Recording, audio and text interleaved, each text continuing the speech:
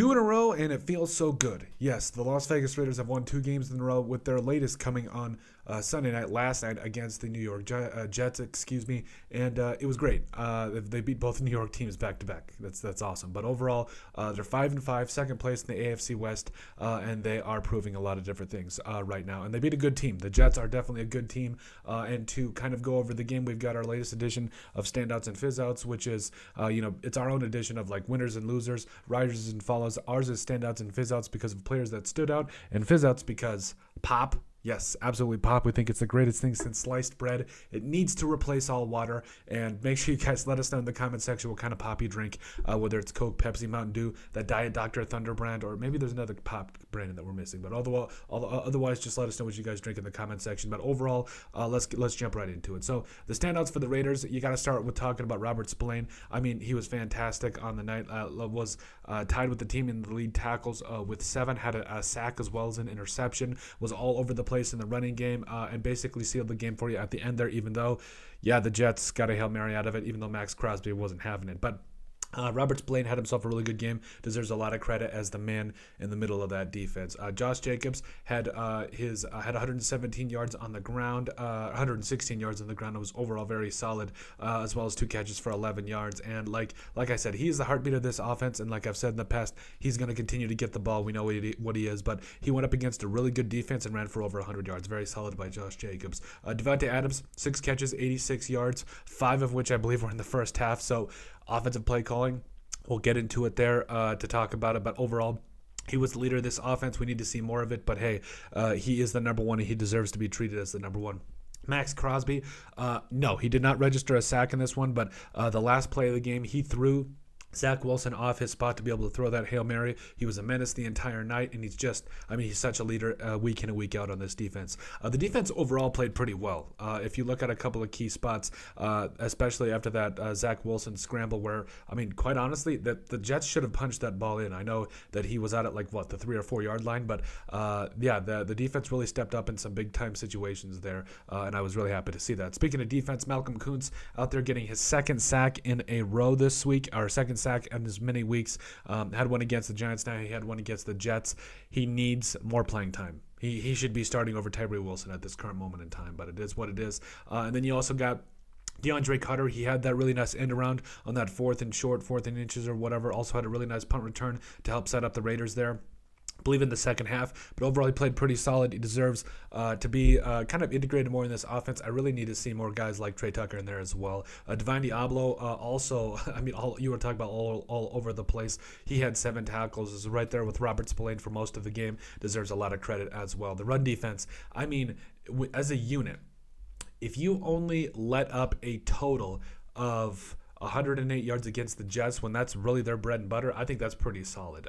Overall, yes, some of the Zach Wilson was the vast majority of that, specifically on a couple of scrambles there. 54 yards on 4 carries for Zach Wilson, but between the running backs to only give up 54 yards between Breece Hall and Dalvin Cook, that's pretty good, especially for this Raiders defense. So you got to give him a little bit of credit. Aiden O'Connell, so he did struggle at the first. We're not going to sugarcoat anything. It was not pretty at first. Started like 8 of 10 for 100 yards and a pick, but he did bounce back nicely and put the Raiders in a win to win this one, put them in a position to win this one. And hey, he's a young kid. He's going to continue to get better, but this offensive play calling has got to improve to help him out.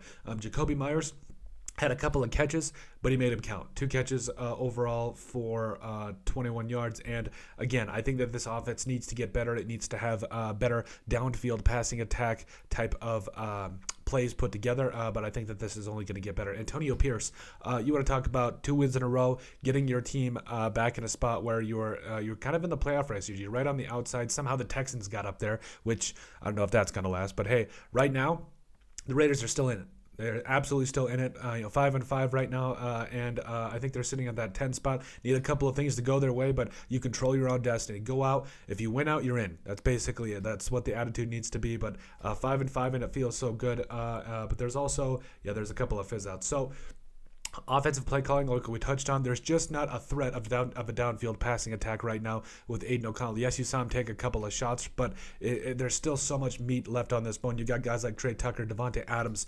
that can really stretch the field. DeAndre Carter, who we talked about a little bit earlier. It just needs to be more of a dangerous passing attack, and they need to figure out with Aiden O'Connell. The back-to-back sack plays before the half for Aiden O'Connell, you were in field goal range, and then you took both of those sacks. As a young quarterback, you need to know to get rid of that football. But overall, it is what it is. You live and die by passing the football. But overall, you have to know you have to throw that stuff away. The O'Connell pick there in the first quarter, it wasn't horrible, but I mean, a pick is a pick. You cannot overlook this one, and it did look like Whitehead read it from the absolute start. But overall, it needs to continue to get better for Aiden O'Connell. Needs to take care of the football, especially if the Raiders are going to win some games. Tyree Wilson, I'm not going to lie to you. I'm getting a little worried about Tyree Wilson. So, yes, he is a guy that has been in there and has been doing what he can, but it's the same thing over and over and over again. It's just a bull rush. There's no exciting thing about it. Yes, he did have a pressure late in the game that did lead to an incompletion, but it's just overall this is getting to a point where it's unacceptable. He has got to have more of a finesse. He's got to have more things going for him. I know that he is a developmental player at a certain point, but he's also in the NFL for a reason. And I think that we need to see more from him. Malcolm Kuntz at this current moment in time deserves more snaps than Tyree Wilson. But hey, like we said, a win is a win, and especially in the NFL, to back for the Raiders, staying alive in the AFC playoff race. You love to see it. But hey, at the end of the day, let us know what you guys think. Make sure you guys like, comment, and subscribe down below. Let us know what kind of pop you drink, okay? Hey, Coke, Pepsi, Mountain Dew, Diet Dr. Thunder, whatever it is, pop, soda. Sorry for some of those in the comment section, but let us know in the comment section down below. And at the end of the day, let us know what you think about our latest edition of Standouts and Fizzouts for the Las Vegas Raiders against the New York Jets.